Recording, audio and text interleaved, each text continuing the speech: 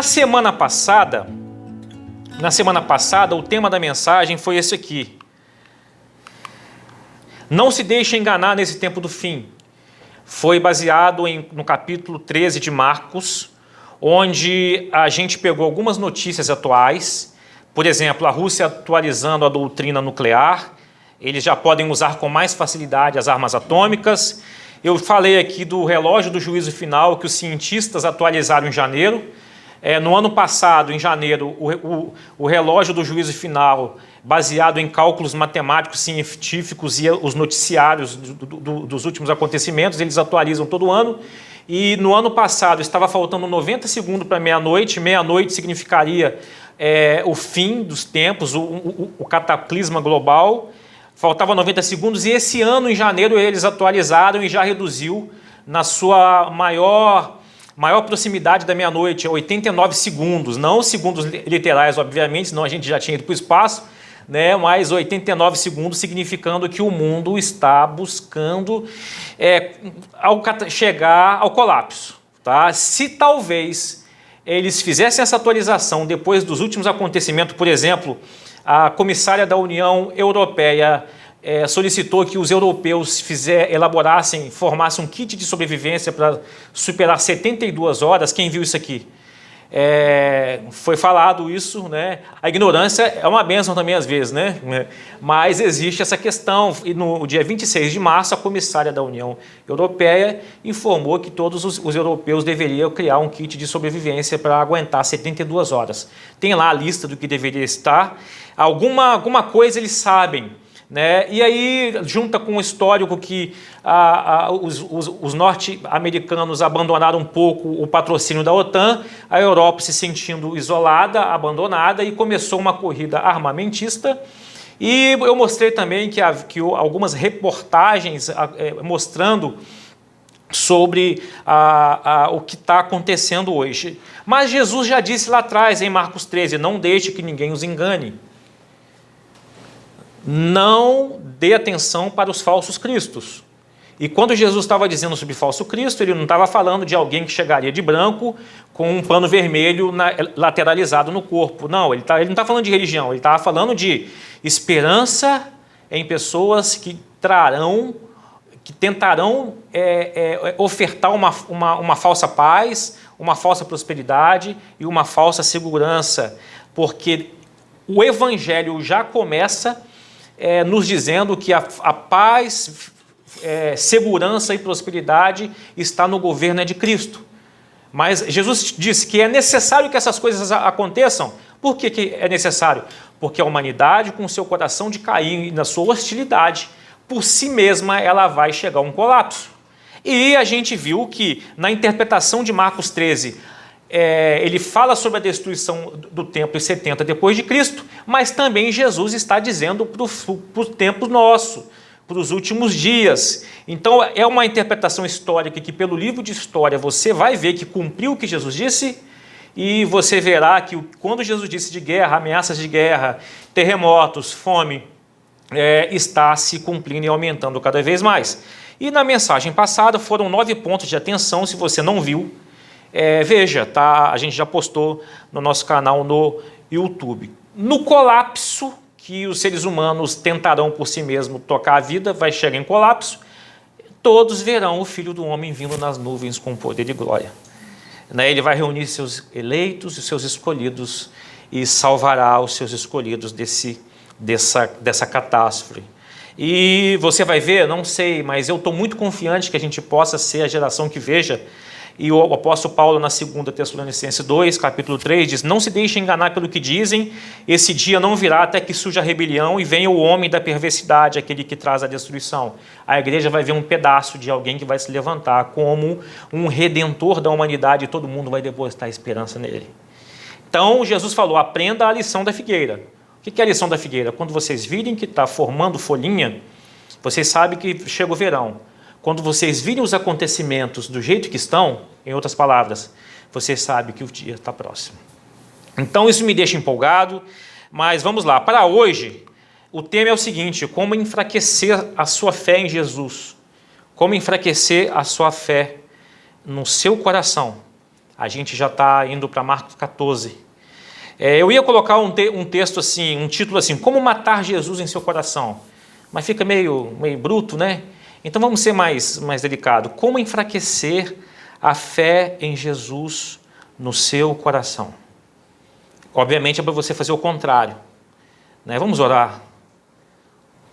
Deus, fale conosco. A tua palavra já está falada, já está escrita. Me ajude a explicar. Me ajude a aplicar. Eu tenho convicção que não sou convencedor de ninguém. Apenas exponho. Que o Senhor trabalhe em cada coração que está aqui presente, Senhor. Por favor, glória ao Senhor. Poder do Senhor. Convencimento venha do Senhor. É o que eu oro em nome de Jesus, oramos em nome de Jesus. Amém. Marcos 14, se você quiser abrir sua Bíblia, ou seu aplicativo, ou sua Bíblia física, para acompanhar também, mas eu vou passar aqui, talvez a letra fique pequena para você. Começa com a conspiração para matar Jesus. O texto diz que faltavam 2 dias. Faltavam 2 dias para a Páscoa e para a festa dos pães sem fermento.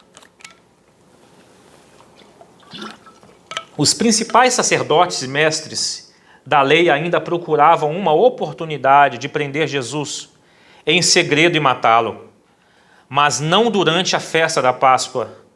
Para não haver tumulto entre o povo, concordaram entre eles. O interessante é que eu não combinei nada com a Elis, né? A Elis que preparou os textos, os louvores junto com a Suzana, tudo a ver com o texto de hoje, sem combinar, sem nada. Glória a Deus por isso. Mas quando a gente lê logo esse início de sacerdotes principais e mestres da lei que conhecia tudo do Antigo Testamento, desejando, tramando para matar Jesus, Jesus, o Messias, já estava morto dentro deles.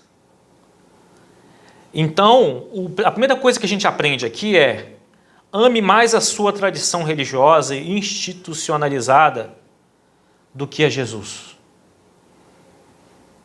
Os ensinos de Jesus, a gente está estudando Marcos desde o capítulo 1, os ensinos estremecem a toda a estrutura religiosa sustentada pelo orgulho religioso. Os ensinos de Jesus estremecem toda a estrutura de frieza espiritual. Os ensinos de Jesus estremecem toda a natureza de tradição legalista, rígida, ou seja, colocar peso e fardo sobre as pessoas para que elas alcancem a salvação pela sua performance. Jesus destruiu todo esse tipo de estrutura. Os ensinos de Jesus destruiu toda a questão de amor à riqueza. Não que é pecado ser rico, mas o amor às riquezas e esquecer da maior riqueza. E os ensinos de Jesus estremecem toda a estrutura que gera poder e status religioso. Daí, os principais, os caras, os mestres, não queriam ser confrontados com a verdade de Deus encarnado. A encarnação de Jesus, ela foi planejada séculos antes. A gente começou Marcos, que conforme previu os profetas, Jesus veio. Por que Jesus veio? Por que o profeta Malaquias, Isaías cita Malaquias e o Evangelho de Marcos cita Malaquias e Isaías? Por quê? Por que ele cita Malaquias? Em Malaquias capítulo 3, diz assim: quando Jesus viesse, 700 anos antes, ou melhor, 400 anos antes, quando Jesus viesse, quem permaneceria em pé em sua presença? Ele seria como um fogo ardente, como um sabão que branqueia as roupas. Ele sentaria para queimar toda impureza, purificaria o culto, os levitas, para que os sacrifícios fossem de novo aceitáveis ao Senhor. O que se fazia na estrutura religiosa de Israel não era aceitável mais para o Senhor. Então, o que Jesus veio fazer? Corrigir a motivação do culto. E quando o culto a estrutura é formada por questões de orgulho, de status, de poder, riquezas, Jesus ofende esse tipo de pessoas. Dominação, Jesus ofende, porque quem suportará quando ele vier? Significa o quê? O que o profeta Malaquias diz: o orgulho humano seria destronado da fé. A fé verdadeira não há motivo de nenhum orgulho humano. Fé de aparência seria insustentável diante de Jesus. A hipocrisia, você vai olhar nos evangelhos, a hipocrisia que significa máscara religiosa, é insustentável perante Jesus. Quem permanecerá em sua presença quando ele aparecer? E os atos de justiça e amor ao próximo vêm antes do culto religioso, porque o profeta Malaquias diz: naquele dia eu julgarei vocês, eu não vou demorar para testemunhar contra todos os feiticeiros, aqueles que querem manipular os poderes espirituais, os adúlteros e mentirosos. Eu falarei contra aqueles que roubam o salário de seus empregados, oprimem as viúvas e os órfãos e privam os estrangeiros dos seus direitos, pois essas pessoas não me temem. Tudo era promessa 400 anos antes do profeta Malaquias para a vinda de Jesus. Quem iria aguentar ficar de pé na frente dele? Conspiração, então, para matar Jesus. Ame mais a sua tradição religiosa institucionalizada do que a Jesus. Se você amar mais a sua tradição religiosa institucionalizada, você vai querer matar Jesus. Porque Jesus sempre vai falar contra estruturas dominadoras, manipuladoras de poder, de dinheiro, de status, dominação e etc.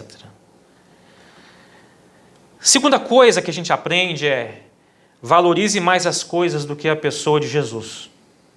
Se você deseja enfraquecer a fé no seu coração, valorize mais coisas do que a pessoa de Jesus. O texto diz, a partir do verso 3, enquanto Jesus estava em Betânia, na casa de Simão, o leproso, quando ele estava à mesa, uma mulher entrou com um frasco de alabastro contendo um perfume caro, feito de essência de nardo. Ela quebrou o frasco e derramou o perfume sobre a cabeça dele. Alguns dos que estavam à mesa ficaram indignados. Por que desperdiçar um perfume tão caro? Perguntaram. Poderia ter sido vendido por 300 moedas de prata e o dinheiro dado aos pobres. E repreenderam a mulher severamente. No verso 6, Jesus, porém, disse: deixa-na em paz, porque a criticam por ter feito algo tão bom para mim. Vocês sempre terão os pobres em seu meio e poderão ajudá-los sempre que desejarem, mas nem sempre terão a mim. Ela fez o que podia e ungiu meu corpo de antemão para o sepultamento. Eu lhes digo a verdade: onde quer que as boas novas sejam anunciadas pelo mundo, o que esta mulher fez será contado e dela se lembrarão. Veja bem, irmãos, o verso 9 que Jesus disse: essa mulher está sendo lembrada aqui agora, mais de 2000 anos depois, porque ela ungiu Jesus de uma maneira profética. Não se sabe se ela entendeu, mas eu acredito que ela entendeu o objetivo da vinda do Messias, que ela entendeu o que Jesus ensinou. Então ela gasta dinheiro de um ano de salário, 300 aqui disse o que com o valor, 300 moedas de prata. Uma moeda de prata era um dia de salário. Gasta aí uns 15 mil reais, quebra um vasinho de perfume caríssimo e unge Jesus para o seu sepultamento. Ela antecipa, porque geralmente se ungia alguém após a sua morte, ela antecipa. Aquela mulher demonstra sensibilidade espiritual e reconheceu a importância da morte de Jesus para todos e a necessidade de honrá-lo de uma maneira especial. Que aula! Aliás, as mulheres, nos últimos dias de Jesus, arrebentaram, deram aula para a gente. Primeiro essa mulher, e segundo a Maria Madalena, que foi a primeira que encontrou com Jesus e a primeira a pregar que ele ressuscitou. Então, o perfume que ela derramou sobre Jesus, caríssimo, é um símbolo de pureza, é símbolo de valor, é símbolo de entrega, é símbolo de sacrifício. Mas os que estavam à mesa ficaram indignados com aquela mulher, que poderia fazer outras coisas com dinheiro, mas não fariam isso. Isso é hipocrisia. E Jesus disse, ela fez o que podia. Ela me ungiu o meu corpo de antemão para o sepultamento. Qual a diferença de preço para valor, irmãos? Você já leu sobre a diferença de preço para valor? Preço é o que você paga por algo, de uma maneira objetiva, determinado pelo valor de mercado. Agora, valor vai muito além de preço. O valor é o que realmente significa para você. O valor é o impacto, é a importância que algo tem para você. E a gente já pode ter dito, valor não tem preço. Ou seja, não dá valor ao sacrifício de Jesus é supervalorizar as coisas palpáveis, as coisas tangíveis, aquilo que se toca. Valorizar mais coisas materiais do que a pessoa de Jesus. É desconsiderar o significado da morte de Jesus. É não observar os ensinamentos de Jesus. Foi lido aqui, vós sois meus amigos se fizerem o que eu vos mando. João capítulo 15. É ignorar o legado da fé cristã. A morte de Jesus trouxe para nós um legado incrível. A nossa ressurreição é legado à igreja, a comunhão com Deus, a comunhão uns com os outros. É um legado do conhecimento de Deus. É um legado de salvação eterna. Desconsiderar a morte de Jesus, não dar valor à morte de Jesus, é pensar apenas no aqui e agora, numa perspectiva terrena e não numa perspectiva de eternidade. Ela fez o que pôde, ela deu valor ao que Jesus iria fazer, antecipadamente. Como matar Jesus em seu coração? Como enfraquecer a sua fé? Valorize mais as coisas do que a pessoa de Jesus. Uma galera lá estava valorizando o valor do perfume. Ela estava valorizando o valor da pessoa de Jesus. Negligencia o significado da morte de Jesus. Aí o verso 10 e o 11, Judas logo saiu. Eu não coloquei aí, foi aos principais sacerdotes para combinar como entregar Jesus. Quando souberam que ele tinha vindo, ficaram satisfeitos e lhe prometeram o dinheiro. E ele começou a procurar uma oportunidade para trair Jesus. Valorize mais coisas do que a pessoa de Jesus. A falsa fé promete coisas, mas não deixa o significado da morte de Jesus em evidência. Deixa o significado de ter coisas. A falsa fé produz cristãos preguiçosos, cristãos que não se importam, cristãos que só querem ser clientes e não querem se dar valor, que não querem se sacrificar, porque o Jesus morto, ressuscitado, é de suma importância. A terceira coisa que enfraquece a fé no nosso coração, participe da comunhão da mesa de Jesus sem temor. O que é temor? Não é medo, é admiração e respeito. No verso, a partir do verso 12, seria uma participação mecânica, uma participação desinteressada, uma participação da mesa de Jesus sem respeito, não tem mais aquela admiração. No verso 12 diz assim, no primeiro dia da festa, dos pães sem fermento, quando o cordeiro pascual era sacrificado, os discípulos de Jesus lhe perguntaram, onde quer que lhe preparemos a refeição da Páscoa? Então Jesus enviou 2 deles a Jerusalém com as seguintes instruções. Ao entrarem na cidade, um homem carregando uma vasilha de água virá ao seu encontro. Sigam-no. Digam ao dono da casa em que ele entrar, o mestre pergunta: onde fica o aposento que comerei a refeição da Páscoa com os meus discípulos? Ele os levará a uma sala grande no andar superior, que já está arrumada. Preparem ali a refeição. Então 2 discípulos foram à cidade, encontraram tudo o que Jesus tinha dito e ali prepararam a refeição da Páscoa. Ao anoitecer, Jesus chegou com os 12.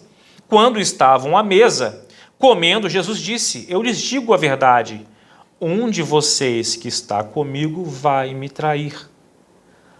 Aflitos, eles protestaram: certamente não serei eu. Jesus respondeu: é um dos 12.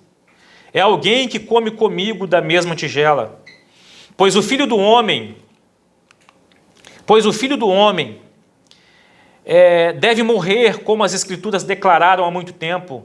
Mas que terrível será para aquele que o trair. Para esse homem seria melhor não ter nascido. Enquanto comiam, Jesus tomou o pão e o abençoou, e em seguida partiu-o em pedaços e deu aos seus discípulos, dizendo: tomem, porque este é o meu corpo. Então tomou o cálice de vinho, agradeceu a Deus, depois entregou-o aos seus discípulos e todos beberam. Então Jesus disse: este é o meu sangue, que confirma a aliança. Ele é derramado como sacrifício por muitos. Eu lhes digo a verdade, não voltarei a beber vinho até o dia que beberei um vinho novo no reino de Deus. Então cantaram um hino e saíram para o Monte das Oliveiras. Para Judas, irmãos, que estava presente na última ceia de Jesus, as palavras de Jesus não aqueceram o seu coração, não produziram admiração, não produziram respeito. O seu foco estava apenas nas coisas terrenas. Participou da mesa de Jesus com o foco em coisas terrenas. Então, uma forma de esfriar a fé, matar Jesus no coração, é participar da comunhão da mesa de Jesus sem temor, sem admiração por quem ele fez, por quem ele é e sem respeito. Quarto, como enfraquecer a fé em Jesus no seu coração? Confie mais em si do que nas Escrituras. Você tem autoconfiança de que você sustenta a sua fé? Ou você conhece as Escrituras e entendem que a gente tem a tendência de abandonar o Senhor?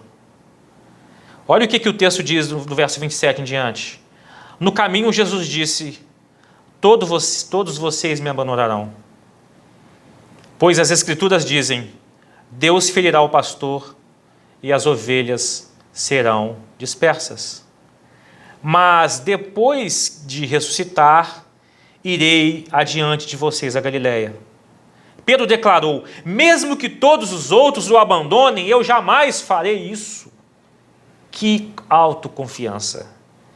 Jesus respondeu: eu lhe digo a verdade. Essa mesma noite, antes que o galo cante 2 vezes, você me negará 3 vezes. Pedro, no entanto, insistiu enfaticamente: mesmo que eu tenha de morrer ao seu lado, jamais o negarei. E todos os outros discípulos disseram o mesmo. Esse galo aqui, irmãos, é uma trombeta, tá? Que os soldados romanos tocavam a cada hora que se passava. Tá bom? Aí o verso... Que era um galão? Mas ele cantava várias vezes, né? Geralmente o galo espera tá amanhecendo. Esse aqui cantou mais cedo. Olha ainda no verso 32. Então foram ao lugar chamado Getsemane, e Jesus disse a seus discípulos: sentem-se aqui enquanto eu vou orar. Levou consigo Pedro, Tiago e João e começou a sentir grande pavor e angústia. Minha alma está profundamente triste, a ponto de morrer, disse ele. Fiquem aqui e vigiem. Ele avançou um pouco, curvou-se até o chão, então orou para que, se possível, a hora que o esperava fosse afastada dele. E clamou: Abba, Pai, tudo é possível para ti. Peço que afastes de mim este cálice, contudo que seja feita a tua vontade, não a minha. Depois voltou aos discípulos e os encontrou dormindo. Simão, você está dormindo, disse ele a Pedro. Não pode vigiar comigo nem por 1 hora? Vigiem e orem para que não cedam à tentação, pois o espírito está disposto, mas a carne é fraca. Então os deixou novamente e fez a mesma oração de antes. Quando voltou pela segunda vez, mais uma vez encontrou os discípulos dormindo, pois não conseguiam manter os olhos abertos. Eles não sabiam o que dizer. Sabe por quê, irmãos? Esse texto está assim. Véspera de Páscoa, os judeus ficavam acordados pela madrugada, falando sobre o evento. E com Jesus, o símbolo pascal, eles estavam sem assunto, sem ânimo de alegria, sem aquela empolgação. Perderam toda a empolgação, enquanto culturalmente a galera ficava acordada, tipo passagem de ano, eles estavam deprimidos, cansados, sonolentos. Ao voltar pela terceira vez, verso 41, disse: vocês ainda dormem e descansam? Basta, chegou a hora. O Filho do Homem está para ser entregue nas mãos de pecadores. Levantem-se e vamos, o meu traidor chegou.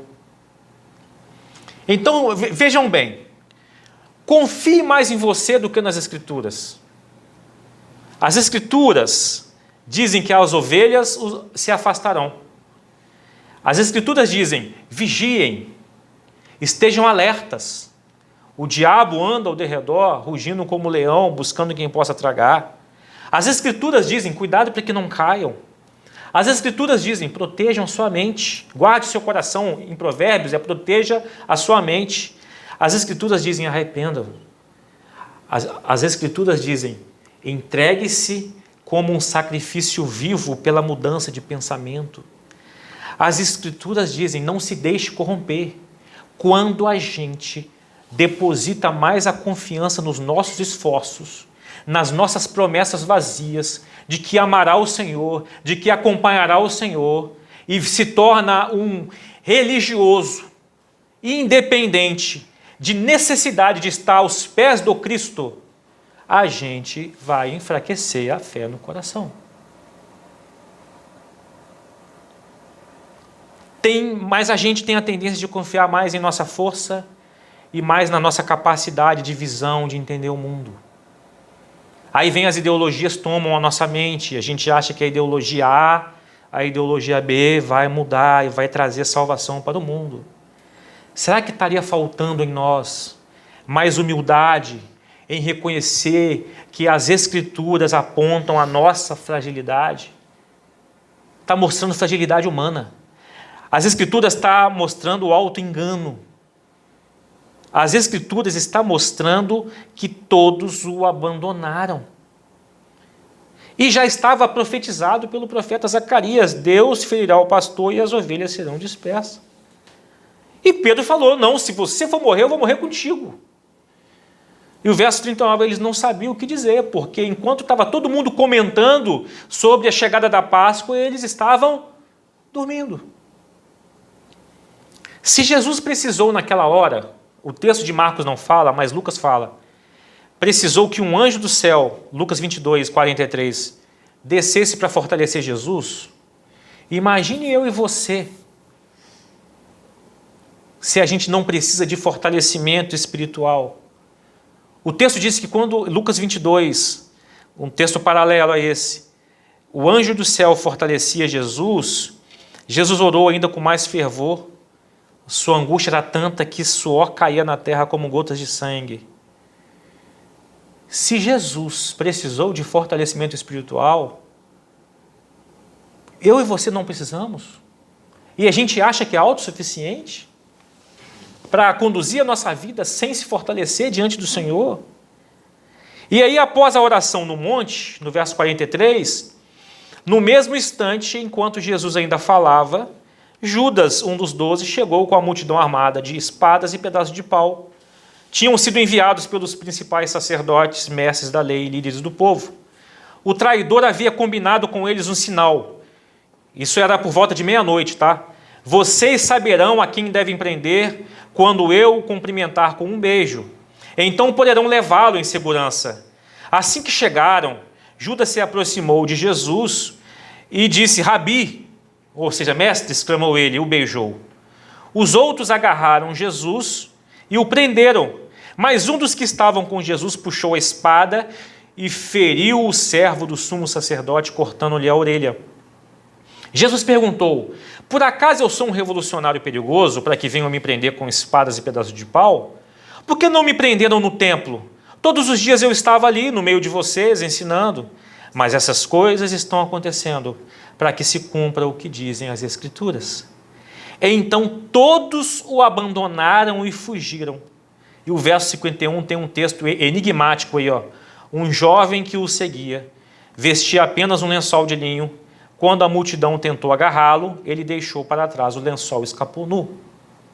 Estudiosos dizem que Marcos fez questão de escrever isso aí, porque seria ele o que escapou nu, que estava lá presente naquele momento. Assim como João, lá no final de João, também dá a entender que o discípulo que Jesus amava era João, né? Marcos escreve isso aí no final para ser mais uma testemunha do que aconteceu.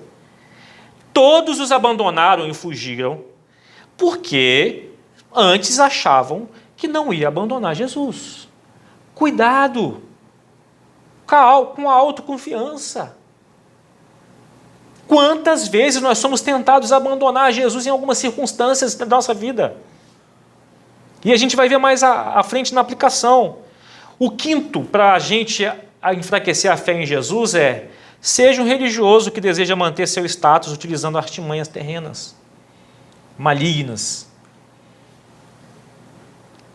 Você já conheceu um crente que se diz crente, que usa artimanhas malignas, violentas, falcatruas, traições? Porque se Cristo é a autoridade suprema na minha vida, a minha cadeira de autoridade fica em risco. Tudo que eu construí foi com base na minha rivalidade, na minha competitividade, na manipulação, legalismo violento. Um cristão que odeia. Tudo que eu construí é por esforço próprio. Aí o que acontece? Seja um religioso que deseja manter status, espera aí. Se no capítulo 1 e 2 os principais sacerdotes queriam matar Jesus porque ele ofendia a estrutura religiosa da época, então agora foi a faca e o queijo na mão.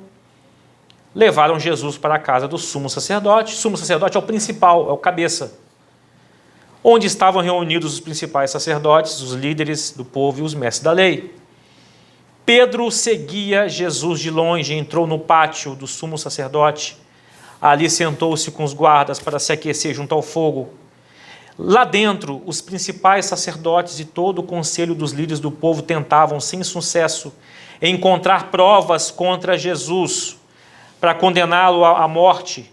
Muitas testemunhas falsas deram depoimentos, mas elas se contradiziam. E por fim alguns homens se levantaram e apresentaram o seguinte testemunho falso: nós o ouvimos dizer: destruirei esse templo feito por mãos humanas, e em 3 dias construirei outro, não feito por mãos humanas. Mas nem assim seus depoimentos eram coerentes. Se você se lembra, quando Jesus disse essa frase, ele estava falando dele, o templo era ele. Ele era mais importante do que a estrutura religiosa organizada da época. Jesus sempre vai ser mais importante de qualquer estrutura religiosa. Mas nem assim seus depoimentos eram coerentes. Verso 60. Então o sumo sacerdote se levantou diante dos demais e perguntou a Jesus: você não vai responder a essas acusações? O que tem a dizer em sua defesa? Jesus, no entanto, permaneceu calado. Verso 61. Permaneceu calado e não deu resposta alguma. Então o sumo sacerdote perguntou: você é o Cristo, o Filho do Deus bendito? Eu sou, disse Jesus. E vocês verão o Filho do Homem sentado à direita de Deus, poderoso, vindo sobre as nuvens com poder e glória. Então o sumo sacerdote rasgou as vestes e disse: que necessidade temos de outras testemunhas? Todos ouviram a blasfêmia, qual é o veredito? E todos julgaram culpado e o condenaram à morte. Então alguns deles começaram a cuspir em Jesus, vendaram seus olhos e lhe deram socos. Profetizem para nós, zombavam. Em outros textos do Evangelho, fale quem é que te deu o soco, se você é profeta. Dava um murro nele, dava um tapa e falava assim: profetiza quem foi que te atacou. Zombavam e os guardas lhes davam tapas enquanto levavam. Ou seja, os ensinos de Jesus representavam uma ruptura com a cultura hostil e manipuladora no templo. Ofendia a estrutura. Então, eles deram aquele jeitinho para resolver as coisas, desobstruir o caminho para manter uma falsa religião, centrada no homem, centrado na performance humana, centrado no legalismo. O que é legalismo? Eu faço para ser aceito. Sendo que Deus nos aceita porque Ele fez. Conforme foi lido aqui, Ele nos amou primeiro. A estrutura legalista é o seguinte: você, para ser salvo, você tem que fazer coisas. Aí Deus te aceita. E não o contrário, eu obedeço porque eu sei que eu fui já aceito. Aí, quem age assim, quem manipula, quem odeia, quem se sente ofendido na sua estrutura religiosa, jamais quer dar de cara com o Deus, o Filho do homem, sentado à direita de Deus e poderoso, vindo sobre as nuvens do céu. Por quê? Eles controlam a religião, eles controlam a fé, eles controlam a estrutura de culto. Gente, eu tenho acompanhado algumas notícias de igrejas entrando em colapso, de luta por poder, confusões em concílios e assembleias, gente vaiando diante de uma assembleia, porque estão tentando manipular o poder, igreja se dividindo. Jesus não está vivo. A presença de Jesus ofende esse tipo de estrutura. E por fim, não permita que te identifique com Jesus, se você quer enfraquecer a sua fé no seu coração. Em alguns contextos, se identificar com o Cristo vai te trazer prejuízo social, vai te trazer prejuízo político, vai te trazer prejuízo cultural, econômico e até risco para a sua vida. E no verso 66, último trecho, para a gente encerrar. Enquanto isso, Pedro estava lá embaixo, no pátio, uma das criadas que trabalhava para o sumo sacerdote passou por ali, viu Pedro se aquecendo junto ao fogo, olhou para ele e disse: você é um dos que estavam com Jesus de Nazaré. Ele, porém, negou: não faço a menor ideia do que você está falando. Disse e caminhou em direção à saída. Naquele instante o galo cantou. Quando a criada ouviu ali, começou a dizer aos outros: esse homem com certeza é um deles. Mas Pedro negou novamente. Um pouco mais tarde, alguns dos que estavam por lá confrontaram Pedro, dizendo: você deve ser um deles, pois é galileu, o sotaque da Galileia. Ele, porém, olha gente, que loucura isso aqui agora, começou a praguejar, começou a xingar e jurou: não conheço esse homem que vocês estão falando. E no mesmo instante o galo cantou pela segunda vez. Então Pedro se lembrou das palavras de Jesus: antes que o galo cante 2 vezes, você me negará 3 vezes, e começou a chorar. A não identificação com Jesus é uma negação terrível. Aquele que diria que eu morro contigo, negou Jesus, praguejando inclusive. Lucas 22 dá uma descrição mais detalhada, já estou terminando. Ele respondeu assim: Pedro, eu não sei do que você está falando. E no mesmo instante o galo cantou, e então Jesus voltou e olhou para Pedro. Imagine a cena desse olhar. Jesus olhou nos olhos de Pedro. Aí Pedro se lembrou das suas palavras e saiu dali chorando amargamente. Que cena! Jesus olhando enquanto ele xingava as pessoas que apontavam que ele era um seguidor de Jesus. Então, não permita que te identifique com Jesus, enfraqueça na fé. Tenha medo do que pode acontecer e negue Jesus e enfraqueça na sua fé, onde você estiver. Então nós vimos aqui, ame mais a sua tradição religiosa institucionalizada do que a Jesus, se você quer enfraquecer a sua fé. Valorize mais as coisas do que a pessoa de Jesus. Participe da comunhão, da mesa de Jesus sem temor, sem admiração, sem respeito pelo que ele fez. Confie mais em si do que nas Escrituras. Seja um religioso que deseja manter o seu status utilizando artimanhas terrenas. O julgamento de Jesus foi injusto, foi fora do horário adequado, testemunhas falsas. Um advogado uma vez fez um artigo mostrando quais eram as infrações daquele momento de julgamento.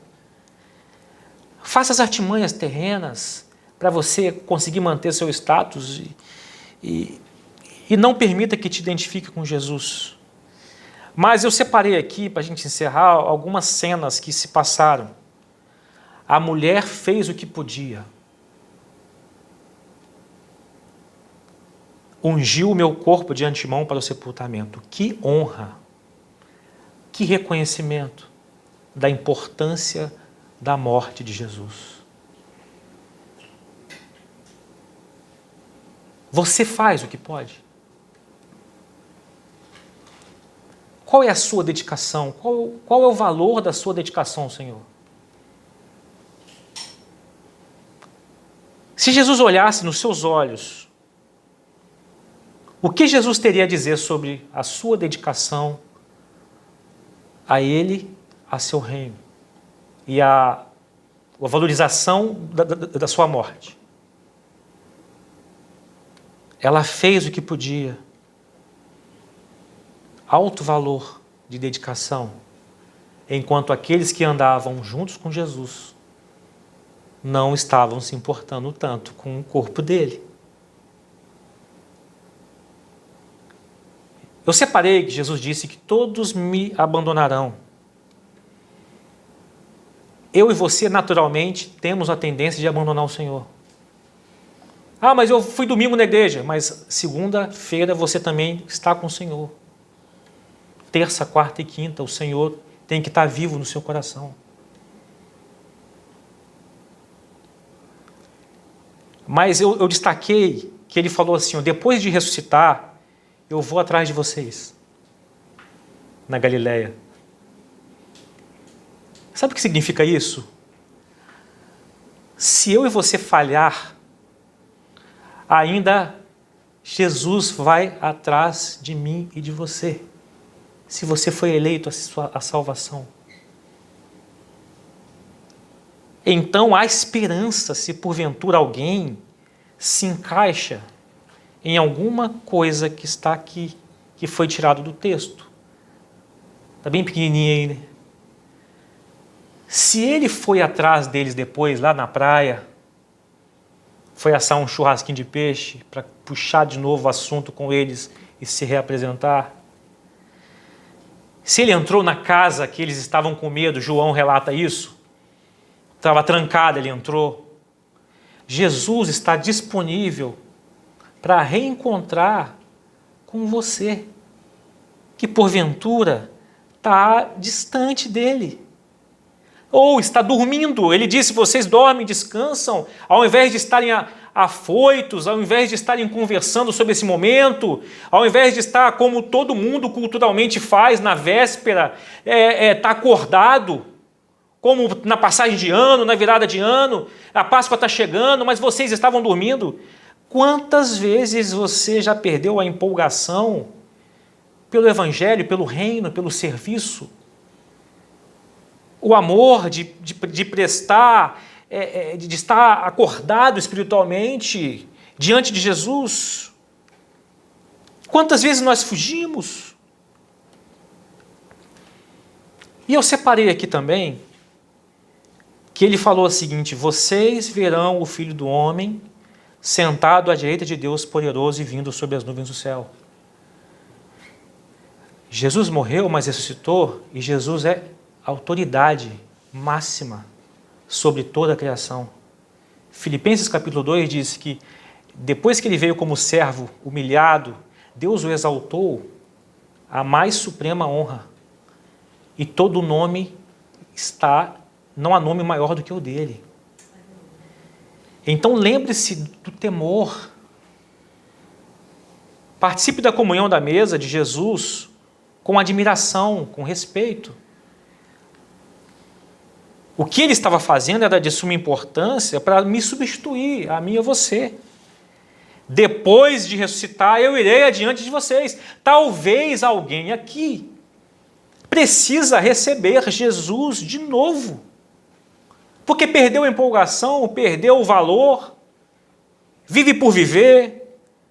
Talvez alguém aqui precisa de um desfibrilador hoje, para ressuscitar esse coração que perdeu, que enfraqueceu na fé, que não tem prazer mais em servir a Deus, que tudo que é para o reino é de qualquer jeito, ou que não perdeu o prazer da comunhão. Talvez alguém vai ouvir essa mensagem e está longe da comunhão, não valoriza o legado que Jesus deixou, que é a igreja, não valoriza o serviço cristão, não valoriza o sacerdócio de todos nós somos sacerdotes. Talvez você está procurando um sacerdote para ser seu, mas você foi chamado para ter acesso diante do trono da graça como um sacerdote e como rei que governa no reino de Deus.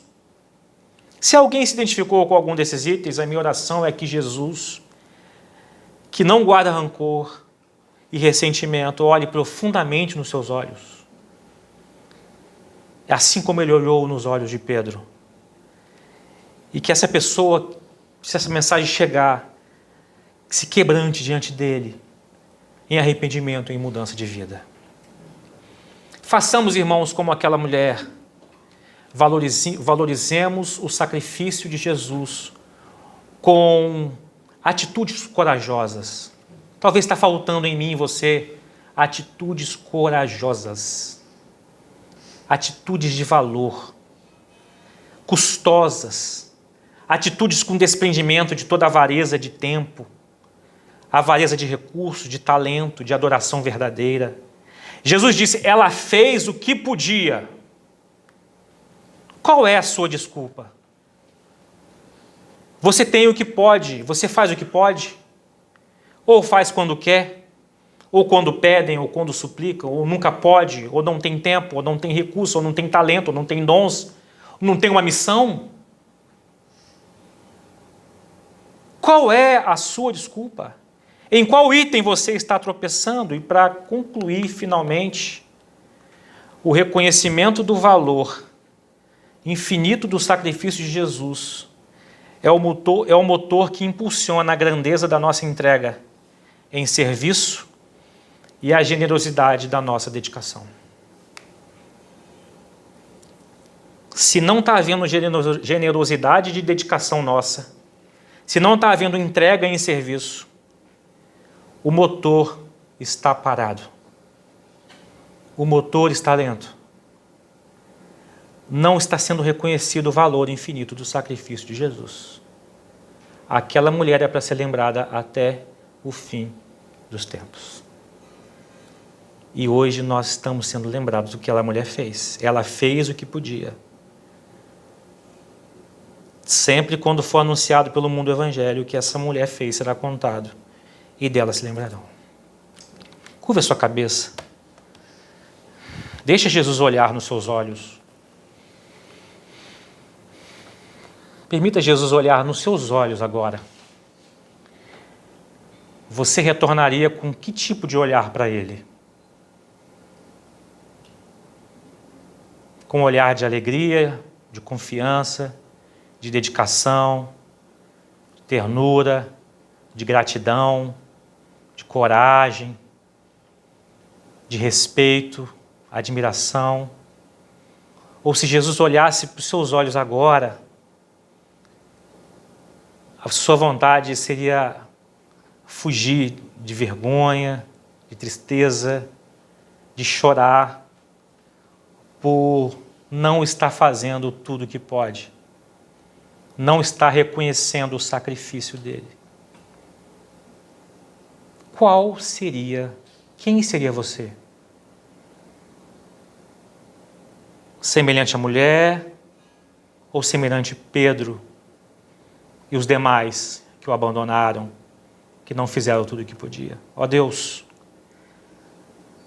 obrigado, Senhor, pelo significado infinito, valor infinito da sua morte em nosso lugar.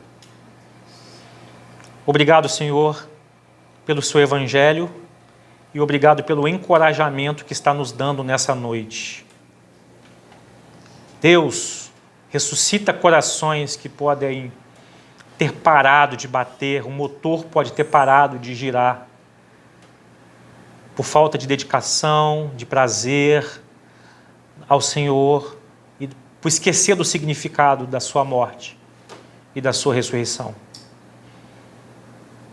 Ó Deus, por favor, que a falsa religião não cresça entre nós, que a simplicidade do Evangelho reina sobre nós, que não haja em nós máscaras, que não haja em nós, durante a semana, manipulação para manter status e poder, ódio, que haja em nós a confiança de que somos servos de Jesus.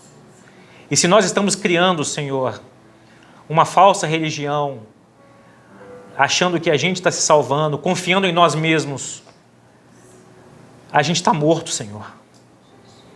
Então ressuscite aqueles que o Senhor precisar ressuscitar, aqueles que vão ouvir essa mensagem. Faça um milagre no coração que tem que ser feito. Ative o motor que precisa girar, Senhor, para fazer o que pode, de entrega àquele que morreu de uma maneira cruel, humilhante, o Deus que se entrega de uma maneira assim para nos salvar. Obrigado por tudo isso que o Senhor fez e que o teu Espírito complete, faça a obra em cada coração. É o que nós oramos, que eu oro em nome de Jesus. Amém.